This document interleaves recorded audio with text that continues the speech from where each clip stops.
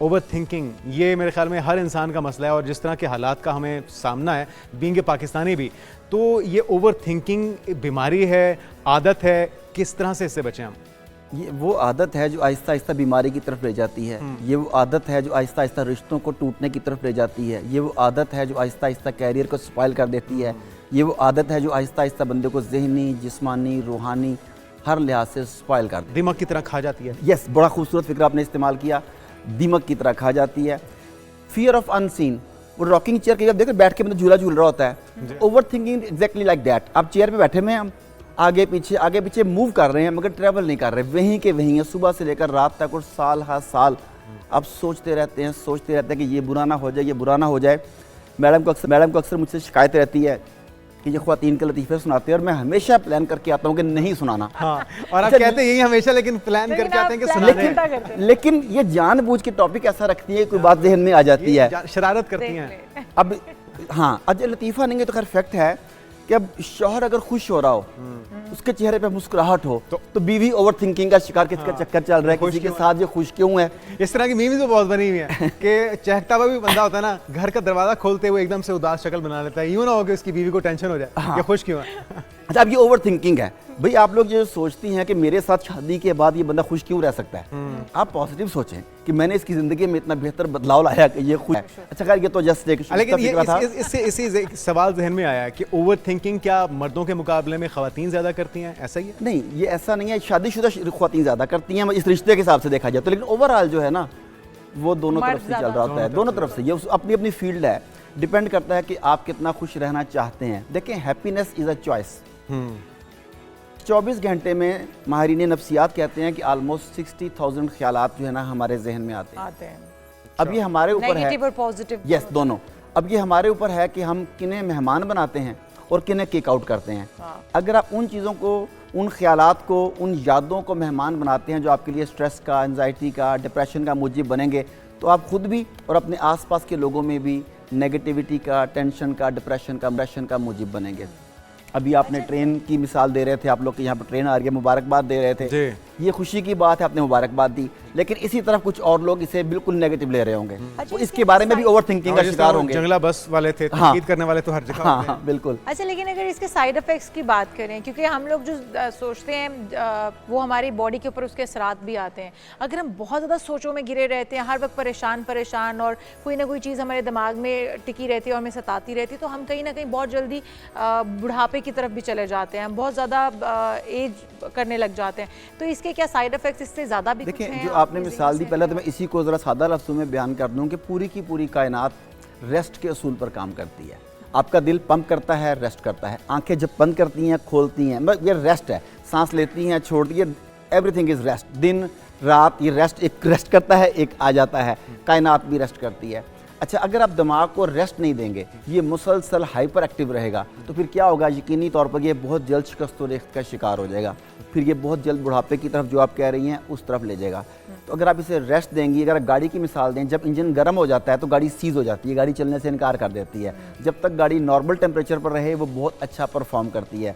तो ये मामला हमारी बॉडी के साथ भी है, हमारे जहन के साथ भी है। अगर हम नॉर्मल टेम्परेचर पर रहें तो हम बहुत बेहतर परफॉर्म कर सकते हैं। कैसे जान छुड़वाएं इन सोचों से, ओवर थिंकिंग से? अब हम सोचते देखते हैं कि कभी कभी कोई इंसान काम करके आ जाता है तो उसके बारे में भी सोचता रहता है कि मैंने क्या कर दिया, ऐसे नहीं ऐसे कर लेता मैं। अच्छा, और करने से पहले भी सोचता रहता है कि क्या होना चाहिए या नहीं होना चाहिए। तो अक्सर इसके ताने बाने कहीं बिलीफ सिस्टम के साथ भी जुड़े हुए हैं। एग्जैक्टली, बिलीफ सिस्टम के साथ मिलते हैं। आपने पहले मैडम ने चूंकि सोल्यूशन पूछा, तो आम तौर पर इस तरह के मामला का एक बेहतरीन सोल्यूशन ये है कि थिंक ऑन पेपर। हम यहाँ पर सोच रहे होते हैं और आपस में डॉट्स मिला नहीं पा रहे होते। When you think on paper, आप अपने ख्याल को कागज़ के ऊपर लिखते हैं। Then you challenge your thought.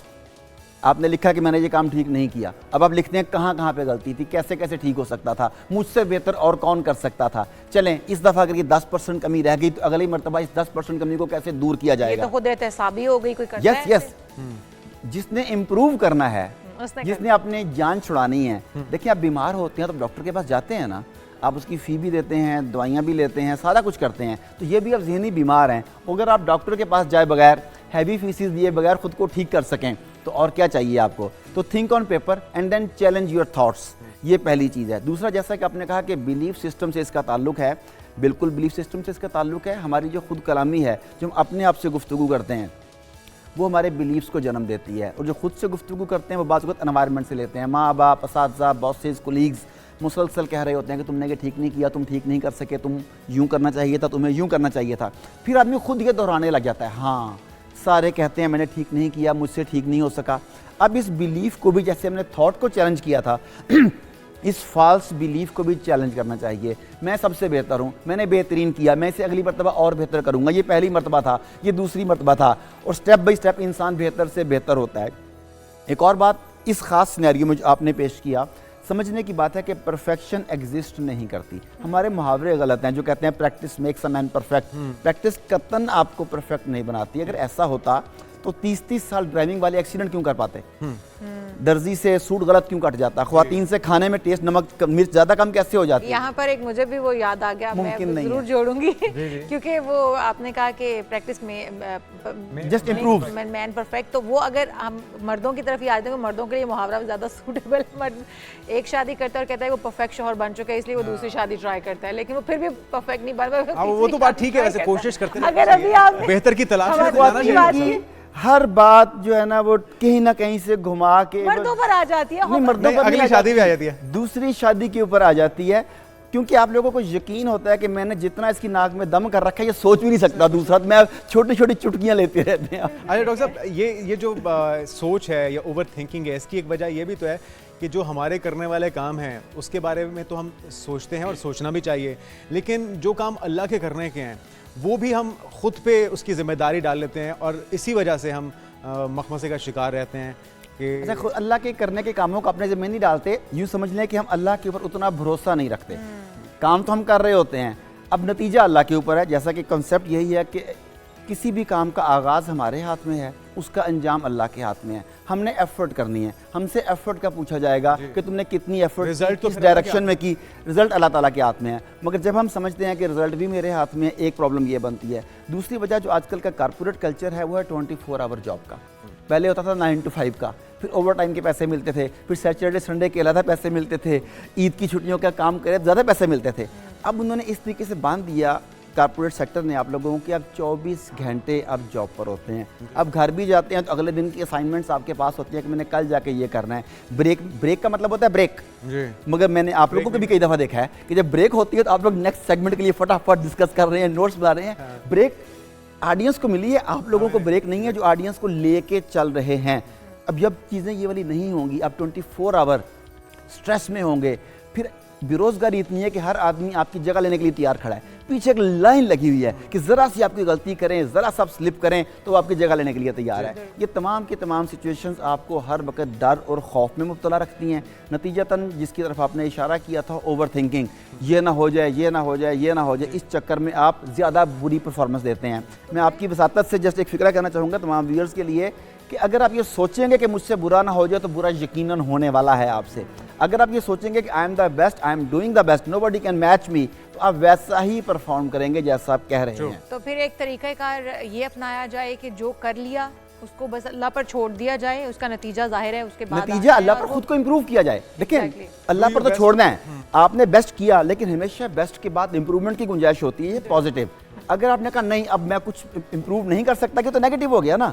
बेहतरीन करें, नतीजा अल्लाह पर छोड़ें और खुद उस बेहतरीन को अगले लेवल पर ले जाने की कोशिश करें। अच्छा डॉक्टर साहब, जाते जाते ये अरसा दराज की साल की जो एक आदत है ओवर थिंकिंग की, उसको ख़त्म करने के लिए क्या थेरेपी अपनाई जाए, और ये क्या हमें खुद करना होगा या हमारे आसपास के लोग भी इसमें कंट्रीब्यूट कर सकते हैं? देखिए, help out कर सकते आप थेरापिस्ट के पास जाएं, कोच के पास जाएं, काउंसलर के पास जाएं, वो तो करेंगे ही करेंगे। मैंने एक टेक्निक पहले बताई है कि थिंक ऑन पेपर। दूसरा डीप ब्रीदिंग। डीप ब्रीदिंग जो है वो ऑक्सीजन को ठहराव लेकर आएगी। यस, आपको ना ऑक्सीजन से भर देती है। जब ऑक्सीजन आप वो भरते हैं अपने आप को, जब ऑक्सीजन के बाद वो बाहर निकालते हैं सांस, तो कई टेंशन, स्ट्रेस, एंजाइटी बाहर चली जाती है और आप बहुत ज़्यादा पुरसुकून महसूस करते हैं। Deep breathing and think on paper, आज के प्रोग्राम की 2 techniques. Done, thank you peaceful mind ही यकीनी तौर पर आपको ओवर थिंकिंग से बचा सकता है। यस, बहुत बहुत शुक्रिया शुक्रिया। और ओवर थिंकिंग से बचिए, ये आपके दिमाग को थकाएगी, मसले का हल नहीं मिल पाएगा फिर भी आपको, लेकिन जो एक आदत होती है काफ़ी अरसे से, अगर आप ये ऐसा कर रहे हैं, उसको प्रैक्टिस में लाए हुए हैं, तो डॉक्टर साहब ने 2 थेरेपीज बताई, इस पर अमल कीजिए।